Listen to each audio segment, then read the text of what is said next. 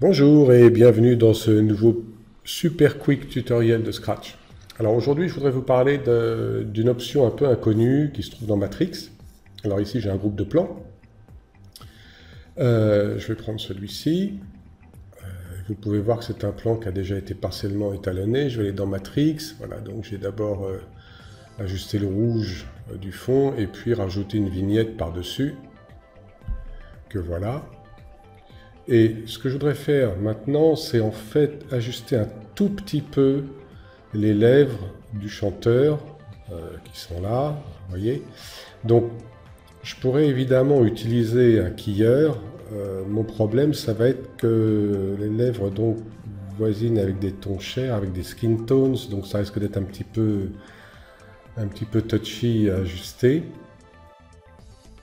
Vous voyez qu'ici j'ai une ombre sous la lèvre supérieure. Je pourrais aussi utiliser donc les vecteurs. Et c'est pareil, je vais être embêté par cette ombre qu'on voit ici. Alors j'ai une autre option qui va être en fait d'utiliser une shape. Ok, donc je vais aller en fabriquer une. Voilà. Cette shape, on va lui donner, on va zoomer un petit peu. On va lui donner une forme freeform. Ok, je vais faire ça assez rapidement. Voilà. On va ajuster un petit peu les points. Hop, hop, hop, hop. Voilà. Ok. Donc cette shape, je vais pouvoir la traquer. Mais dans le menu tracker, dans lequel je retrouve donc mon shape tracker et mes tracks 1 point et 2 points, je vais prendre le shape tracker. Voilà, et là vous pouvez voir les feature points qui sont marqués en vert. Maintenant, si vous regardez plus près, j'ai aussi des options de vertex transformation. Et là, je vais utiliser déformation. Je vais aussi utiliser vertice. Ok. Et ici, donc, seuls les points des contours seront marqués. Et ce que Scratch va faire, c'est traquer uniquement ces points. Et du coup, ça va entraîner une déformation de la forme. Ok, donc maintenant je vais fermer mon tracker. Voilà.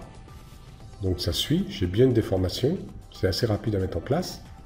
Ce qu'on va faire par contre, c'est qu'on va réduire un petit peu la taille de la forme. Voilà, pour avoir un peu de softness sur les contours. Donc je la réduis un petit peu et puis on va lui rajouter un peu de softness. On va mettre une valeur de 20 qui devrait être pas mal. Voilà. Et comme j'ai pas modifié l'axe, ça suit toujours. Voilà. Donc à partir de là, on a isolé la bouche du chanteur et on va pouvoir commencer à travailler. Donc je vais rajouter une version. Sur cette version, je vais enlever ce layer, comme ça on pourra comparer. Voilà. Et on va commencer à venir ajuster un petit peu la saturation.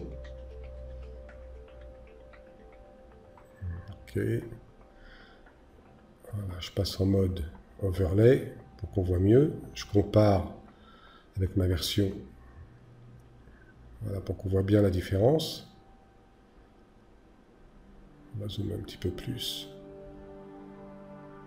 Donc c'est vraiment très très léger. Hein. L'idée c'est pas de lui faire des lèvres trop marquées. Par contre je réduis un petit peu la saturation, les gammas.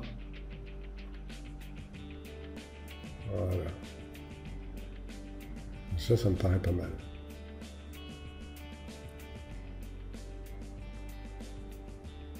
Voilà. Donc vous voyez, c'est super simple quand même à mettre en place. C'est assez rapide, ça évite d'avoir à essayer de trouver des valeurs de key ou des valeurs de vecteurs. Vous voyez qu'en plus il y a un changement de lumière, donc j'ai une lumière absente au début et ensuite j'ai un ray de lumière qui descend en haut à gauche. Donc c'est vrai que ça m'aurait aussi posé des problèmes au niveau du key. Voilà, c'est tout pour aujourd'hui. J'espère que ça vous a plu. À bientôt.